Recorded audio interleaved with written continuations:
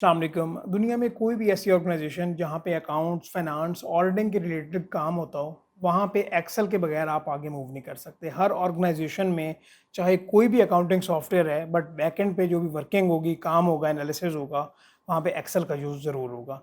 तो अगर आप ऑफिस में प्रोडक्टिव रहना चाहते हैं, अपनी प्रोडक्टिविटी को इंक्रीज़ करना चाहते हैं, तो ऑफिस टूल्स को यूज़ करना आपको आना चाहिए। तो आज इस ट्यूटोरियल में मैं आपके साथ 5 ऐसे एक्सेल के ट्रिक्स शेयर करूंगा, फार्मूलाज कह लें या फंक्शंस कह लें, जो कि आपके ऑफिस में रहते हुए प्रोडक्टिविटी को इंक्रीज़ करेंगे।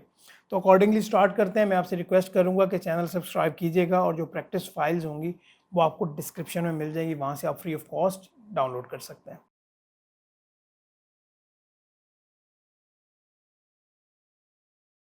जैसे कि आपको इंट्रोडक्शन में बताया, ये प्रैक्टिस फाइल आपको डिस्क्रिप्शन में मिल जाएगी, वहाँ से आप इसे डाउनलोड करके अकॉर्डिंगली प्रैक्टिस कर सकते हैं। तो डेटा हमारे सामने है, जहाँ पे भी आप काम कर रहे हैं, अगर आपके सामने एक्सेल का डेटा आया, सबसे पहला काम हमने करना होता है कि डेटा को क्लीन करें, उसकी सॉर्टिंग करें।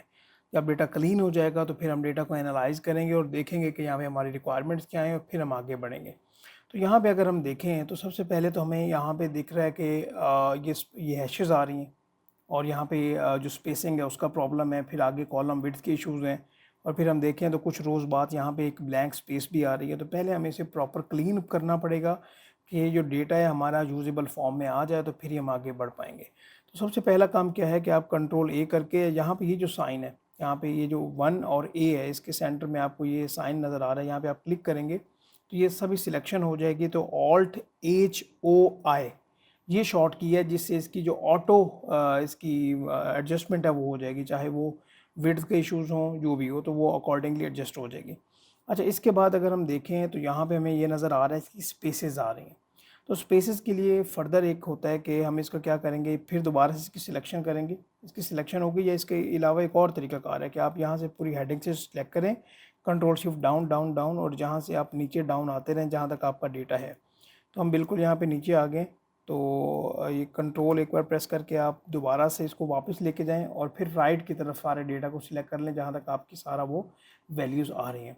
ये हमने डेटा की सिलेक्शन कर ली, और फिर हम यहाँ पे प्रेस करेंगे कंट्रोल जी।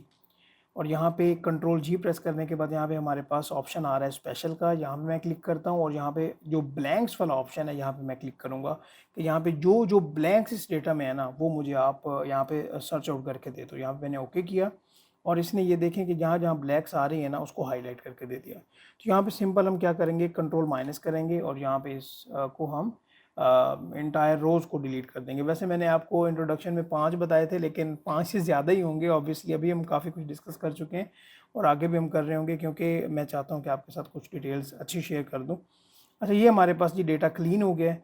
अभी अगर हम इसको एनालाइज करें तो हमें पता चलता है कि यहाँ पे ट्रांजैक्शन आईडी मेंशन्ड है। ज़रा मैं इसको अगर थोड़ा सा पॉज करूँ, थोड़ा सा इसको, सॉरी पॉज कह रहा हूँ, इसको ज़रा मैं ज़ूम करूँ, तो ट्रांजैक्शन आईडी है, सप्लायर नेम आ रहा है, कस्टमर नेम, इनवॉइस डेट, ये इनवॉइस डेट आ रही है। लेकिन यहाँ पे अगर हम इसको एनालाइज करें तो यहाँ पे तो ये नंबर आ रहा है, तो मतलब ये कि इसका जो फॉर्मेट है वो भी हमें चेंज करना पड़ेगा। अभी उसके दो तरीकाकार हैं, या तो यहाँ पे ये आप देख रहे हैं ये वाला नंबर फॉर्मेट में, यहीं से आके आप शॉर्ट डेट सिलेक्ट कर लें, ये इस तरह भी हो जाएगा। या आप कंट्रोल 1 प्रेस करेंगे तो यहाँ पे अगर आप डेट के फॉर्मेट में जाएँ तो यहाँ ये देखें, यहाँ पे आप अकॉर्डिंगली जो कॉलम ई का फॉर्मेट है उसके अकॉर्डिंगली यहाँ पे आपको काफ़ी फॉर्मेट मिल जाते हैं, तो उसके अकॉर्डिंगली आप यहाँ से बना सकते हैं। यहाँ मैंने फॉर्मेटिंग देखें अभी कॉलम ई के अकॉर्डिंगली कर दी है, ठीक है। तो इस तरह भी हम कर सकते हैं। हमने यहाँ पे इसकी भी फॉर्मेटिंग कर ली।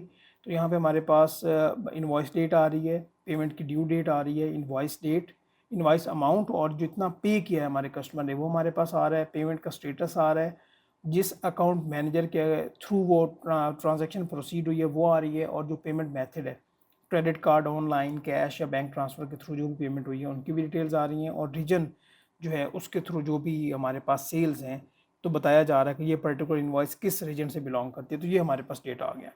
तो यहाँ पे सबसे जो पहला काम मैं करना चाहता हूँ वो लेट से हमारे लिए रिक्वायरमेंट्स ये है कि हमें ये बताया जा रहा है कि आप ये बताएं कि ये जो रीजन वाइज सेल्स हैं, हमें बताएं कि चारों रीजन में, एक एक रीजन में किस तरह से सेल हुई है। तो वो हम किस तरह से फाइंड आउट करेंगे। उसका तरीकाकार ये है कि आप पहले इस कॉलम को कंट्रोल सी करके सिलेक्ट कर लें, कॉपी कर लें, आगे किसी एक कॉलम में इसको कंट्रोल वी पेस्ट कर दें और यहाँ पे इसकी जो डुप्लीकेट्स हैं वो रिमूव कर लें। उसका क्या शॉर्ट की भी है, या डेटा में जाके भी आप इसके जो डुप्लीकेट्स हैं उनको रिमूव कर सकते हैं। तो ऑल्ट ए एम, यहाँ से ऑल्ट ए एम शॉर्ट की होती है, बट उससे पहले आपने डेटा को सिलेक्ट करना है। यहाँ पे आप ओके करेंगे, जैसे ही ओके करेंगे तो सारे डुप्लीकेट्स रिमूव हो गए और इसने यहाँ पे हमें 4 ये जो है ना ये हमें बता के दे दिए, ये जो यूनिक वैल्यूज़ थी वो बना के दे दी। अच्छा, यहीं पे ना मैं एक और काम भी करना चाहता हूँ, बल्कि पहले फार्मूला बता दूँ कि यहाँ पे फार्मूला क्या लगेगा, is equal to sum if. हम यहाँ पे कंडीशनल एक फार्मूला लगाते हैं सम इफ़ का। तो सबसे पहले हमें वो कह रहा है कि आप रेंज बताएं कि कौन सी।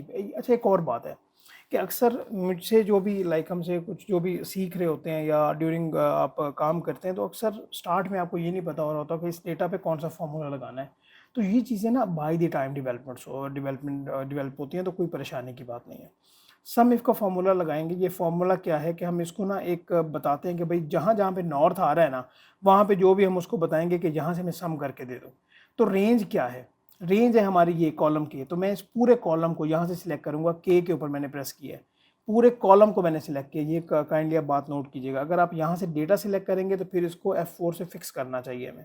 तो मैंने पूरा कॉलम सिलेक्ट कर लिया, तो यहाँ पे फिक्स करने की ज़रूरत नहीं है। कॉमा प्रेस करेंगे। यहाँ पे हमारा क्राइटेरिया क्या है, क्राइटेरिया जो हमने यहाँ पे यूनिक वैल्यूज़ फाइंड आउट की है नॉर्थ। कॉमा प्रेस करेंगे और सम रेंज।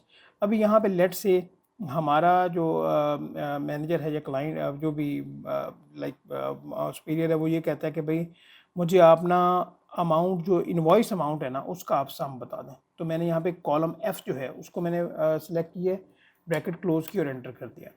तो यहाँ पे इसको अगर मैं इसी को अगर यहाँ पे डबल क्लिक कर दूँ तो यहाँ पे मेरे पास टोटल सम आ जाएगा। ऑल्ट इक्वल करेंगे, ये हमारे पास टोटल सम आ जाएगा। इसको मैं यहाँ पे क्या करता हूँ, इसकी प्रेजेंटेशन बेहतर करने के लिए यहाँ पे हम होम पे जाएंगे और इसको कॉमा फॉर्मेट में करेंगे। ठीक है, तो यहाँ पे अगर हम देखें तो हमारे पास जो टोटल वैल्यू आ रही है वो आ रही है 26 मिलियन। तो यहाँ पे हम आते हैं इनवॉइस अमाउंट में, यहाँ पे इसका टोटल भी कर लेते हैं नीचे उस कॉलम का, ऑल्ट इक्वल, तो ये अमाउंट आ रही है। अभी हम यहाँ पे क्या करेंगे, एक चेक भी लगा देंगे जिससे हमें पता चले कि क्या ये वैल्यूज़ ठीक भी हैं या नहीं ठीक। Is equal to this minus यहाँ पे ये दिस। ठीक है, तो अगर आप यहाँ पे फर्दर, यहाँ पे तो हमने ये वाला जो इनवॉइस अमाउंट है इसको कॉपी करके मैं यहाँ पे लेके आता हूँ, ये मैंने कर दिया।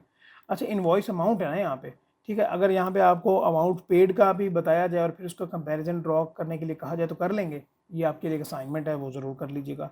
अच्छा, यहीं पे एक डेटा वैलिडेशन के थ्रू वो भी मैं आपको बताता हूँ कि लेट से अक्सर लोग क्या कर रहे होते हैं कि वो रेपिटेटिव काम करते हैं। रेपिटेटिव काम नहीं करना हमने। मैं यहाँ पे डेटा में आता हूँ, ज़रा गौर से देखिएगा इस पॉइंट को। यहाँ पे एक हमारे पास ऑप्शन है डेटा वैलिडेशन का। डेटा वैलिडेशन पे जाएंगे और यहाँ पे एनी वैल्यू की जगह मैं लिस्ट सिलेक्ट करता हूँ और यहाँ पे सोर्स में बता देता हूँ कि थोड़ा सा मैं इसको ज़रा अगर यहाँ पे लेके आऊँ, सोर्स में बता देता हूँ कि ये है जी सोर्स। ठीक है, ये मैंने सोर्स बता दिया। मैं यहाँ पे ओके करता हूँ, मैंने ओके कर दिया। अभी आप यहाँ पे देखें, ये एक बटन सा यहाँ पे आपको नज़र आ रहा है, देखें ये नज़र आ रहा है आपको बटन, ये देखें ये एक बटन आपको नज़र आ रहा है। यहाँ पे अभी देखें कि ये वेस्ट है। इसी तरह अगर आप इसको कॉपी करेंगे और नीचे आप यहाँ पे पेस्ट कर दें और जितना भी आप यहाँ पे इसको बढ़ाते जाएं, अभी आपको दोबारा रेपिटेटिव काम करने की ज़रूरत नहीं है। ये आपके पास डेटा वैलिडेशन के थ्रू लिस्ट जनरेट हो गई और यहाँ से आप जितना मर्जी डेटा बढ़ाते जाएँ। और यहाँ पर हमारे पास अभी देखें तो 1000 से भी ज़्यादा रोज़ हैं। तो अकॉर्डिंगली आपको रेपिटेटिव काम करने की ज़रूरत नहीं पड़ेगी। तो डेटा वैलिडेशन का भी ऑप्शन आपको यूज़ करना आना चाहिए। अच्छा, इसके अलावा एक और चीज़ है कि लेट से इसको रिमूव कैसे करना है वो भी मैं आपको बता देता हूँ कि जहाँ जहाँ पे आपका ये डेटा वैलिडेशन आपने यूज़ किया है यहाँ पे इसको सिलेक्ट कर लें। दोबारा से डेटा वैलिडेशन में जाएंगे और यहाँ पे डेटा वैलिडेशन में जाके एक सेकंड दोबारा दीजिएगा मुझे, डेटा वैलिडेशन, हाँ ठीक है, ओके। और यहाँ पे आप क्लियर ऑल कर दें कि यहाँ पे जो भी रूल्स थे उनको क्लियर कर दें, तो वहाँ पे डेटा वैलिडेशन रिमूव हो जाएगा। यहाँ तक क्लियर हो गया। चलें हम आगे बढ़ते हैं जनाब। और यहाँ पे लेट से एक इफ़ देन की कंडीशन होती है, उसके बारे में मैं आपको ज़रूर बताना चाहूँगा। वो काफ़ी ज़्यादा इंपॉर्टेंट है, वो हर जगह उसका यूसेज भी होता है। ठीक है, तो यहाँ पे एक मैं फार्मूला लगाता हूँ और फार्मूला क्या है, फार्मूला ये है कि यहाँ पे अगर हम देखें ना तो पेमेंट स्टेटस में हमारे पास आ रहा है जी partially paid, paid, partially paid, यहाँ पे अनपेड। तो यहाँ पे मैं कहता हूँ कि भाई जो हमारे पास अनपेड है ना, अभी तक अनपेड है, हमने उनको रिमाइंडर भेजना है। तो मेरे पास यार ये दो तरीके कार है यहाँ पे। यहाँ तो मैं यहाँ पे क्या करूँ, एक यहाँ पे एक फ़िल्टर यहाँ पे सिलेक्ट कर लूँ, फ़िल्टर लगा लूँ यहाँ पे, और यहाँ पे पेमेंट स्टेटस में आके ना यहाँ पे जो अनपेड है इनको सिलेक्ट करूँ, और यहाँ पे मेरे पास अनपेड आ गए, और इनकी आगे यहाँ पे कोई भी मेरे पास अगर ईमेल एड्रेस है या कॉन्टैक्ट नंबर का भी एक फॉर्म होगा कोई कॉलम, तो अकॉर्डिंगली मैं उनको एक रिमाइंडर भेज दूँगा। और इनकी तादाद कितनी है, 339 जो हमारे कस्टमर्स हैं उन्होंने हमें अभी तक पैसे पे नहीं किए। ठीक है, एक ये तरीकाकार है। एक और तरीकाकार भी है, वो इफ़ कंडीशन वाला, वो भी मैं आपको बताना चाहता हूँ कि एक फार्मूला होता है जी, इज इक्वल टू इफ़।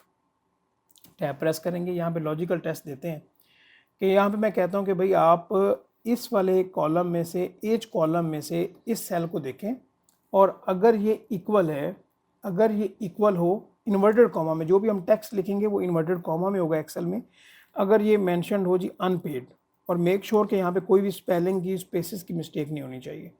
तो मैंने यहाँ पे टेक्स्ट मेंशन किया इन्वर्टेड कॉमास में, कॉमा प्रेस किया, मैं कहता हूँ कि अगर एज 2 अगर अनपेड के इक्वल है तो यहाँ पे आप कह दे सेंड रिमाइंडर। ठीक है, और इसको भी मैं क्या करूँगा कि इन्वर्टेड कॉमा में ही मेंशन करूँगा। ठीक है, मेक श्योर, इसको हमने गलती से भूलना नहीं है, कॉमा, और फिर मैं कहता हूँ कि अगर ये अनपेड के इक्वल ना हो तो फिर यहाँ पे स्पेस आ जाए, inverted comma, double inverted comma, space, inverted comma, दोबारा से कॉमा, और एंटर कर दें। ठीक है, यहाँ पे जब हम डबल क्लिक करेंगे यहाँ पे, तो हमारे पास ये देखें एक यहाँ पे लिस्ट जनरेट होगी, जहाँ जहाँ पे वो अनपेड आ रहा है यहाँ पे सेंड रिमाइंडर आ जाएगा। तो ये इफ़ कंडीशन आपको हर जगह यूज़ करने को देखने को मिलेगी, और इसके सिनेरियोज जो हैं वो डिफरेंट हो सकते हैं। अच्छा, क्लियर होगी बात। अभी हम फर्दर हम आगे बढ़ते हैं जी। ये तो हमने जो फॉर्मूला लगाया था, इससे भी बढ़ के एक और काम है वो हम करते हैं। वो काम क्या है, डेटा में रहते हुए कहीं पे भी आप रहें, और यहाँ पे हमारे पास इंसर्ट का ऑप्शन आ रहा है, और यहाँ पे पिवट टेबल का ऑप्शन आ रहा है। यहाँ पे आप क्लिक करेंगे, और यहाँ पे न्यू शीट पे अगर लेके जाना चाहें तो वो भी ठीक है। हम यहाँ पे ये जनाब इंसर्ट पूरा डेटा इसने सेलेक्ट कर लिया, और यहाँ पे पिवट टेबल हम इंसर्ट कर रहे हैं। ओके कर दिया हमने, ये इसने पिवट टेबल को इंसर्ट कर दिया, और यहाँ पे देखिएगा हमारे पास किस तरह से डायनामिकली चीज़ें अवेलेबल होती हैं। अगर मैं यहाँ पे इसको कहता हूँ कि भाई मुझे आप बता दें कि लेट्स से पेमेंट स्टेटस मेरे पास रोज़ में आ जाए। ठीक है, और यहाँ पे जो इनवॉइस पेड है, इनवॉइस अमाउंट जो है वो मेरे पास आ जाए, लाइक इनवॉइस अमाउंट मैं कह देता हूँ, वो मेरे पास यहाँ पे वैल्यूज़ में आ जाए। तो यहाँ पे आप देखिएगा, मैं इसको जूम करता हूँ, सिर्फ मैंने यहाँ पे क्या किया, यहाँ पे उठा के चीज़ें ड्रैग की हैं और कुछ भी नहीं किया। और मैं कहता हूँ कि भाई मेरे पास रीजन वाइज डेटा है, तो वो कैसे होगा, रीजन को उठा के आप कॉलम में लेके आए, हमारे पास रीजन का डेटा आ गया। तो यहाँ पे ये देखें नॉर्थ वाइज, ये वाला जो टोटल है ना, ये वाला जो आपको ये सामने ये टोटल नज़र आ रहा है, ये वो है जो कि हमने टोटल किया था। मैं एक बार दोबारा से एक काम करता हूँ, इसको मैं यहाँ पे एक बार डिलीट कर देता हूँ ताकि हमारी कोई कन्फ्यूजन ना रहे। मैं इस दोबारा से यहाँ पे आता हूँ, और यहाँ पे हमने जो टोटल किया था इसको डिलीट कर देते हैं। दोबारा से मैं पिवट टेबल इंसर्ट करता हूँ ताकि आपके लिए कोई परेशानी ना हो। इंसर्ट पे आते हैं, पिवट टेबल इंसर्ट, ओके ठीक है। इसके बाद मैं यहाँ पे क्या करता हूँ जी, पेमेंट स्टेटस को मैं लेके आ गया, उठाया, ड्रैग किया, रोज़ में लेके आ गया, और इनवॉइस या अमाउंट पेड को लेके मैं आ गया वैल्यूज़ में। ठीक हो गया जी। अभी यहाँ पे हम क्या करते हैं जी, मैं यहाँ पे कहता हूँ कि या तो मुझे आप रीजन वाइज डिटेल बता दो कि यहाँ पे रीजन वाइज डिटेल क्या है, कि ये मैं कॉलम में लेके आ गया, देखें मेरे पास अभी ये डिटेल आ गई है। देखें वैसे ही पहले हमने फॉर्मूला लगाया था सम इफ वाला, और यहाँ पे हमने सम इफ वाले फार्मूला के बगैर ये रिजल्ट ऑब्टेन कर लिया। अभी मैं कहता हूँ कि यार रीजन वाला मुझे नहीं चाहिए, इसको बाहर ट्रैक करें, और मुझे ये जो अकाउंट्स मैनेजर है ना, ज़रा इनकी परफॉर्मेंस बताएं। तो मैं इनको कॉलम में लेके आ गया। यहाँ पे हमें ये पता चला कि भाई हमारे जो ये जो अकाउंट्स मैनेजर हमने रखे हुए थे, इनकी परफॉर्मेंस कैसी थी, यहाँ से हमें ये भी पता चल जाता है, और ये फर्दर एनालिसिस के लिए हमें यूज़ होता है। तो इसको ज़रा आप प्ले अराउंड करें, देखें कि ये जो मैंने आपके साथ 5 तो काफ़ी ज़्यादा टेक्निक्स हो गई हैं, ये आपको कैसी लगी हैं। और एक्सेल इससे काफ़ी ज़्यादा आगे है। जब आप सैलरी पे काम करते हैं, फिक्स एसेट्स में काम करते हैं, तो उसके ऊपर हमारे कंप्लीट ट्रेनिंग्स अवेलेबल हैं। अगर आप उसमें इंटरेस्टेड हों, आपको ये मेथड मेरा तरीक़ाकार अच्छा लगे तो बताइएगा, आपको डिस्क्रिप्शन में डिटेल मिल जाएगी। और इसके अलावा क्या है कि ये सारा काम प्रैक्टिकली है, थ्योरेटिकल इसमें कुछ नहीं होता। तो ख्याल रखिएगा, इंशाल्लाह किसी और ट्यूटोरियल में मिलेंगे। Thank you.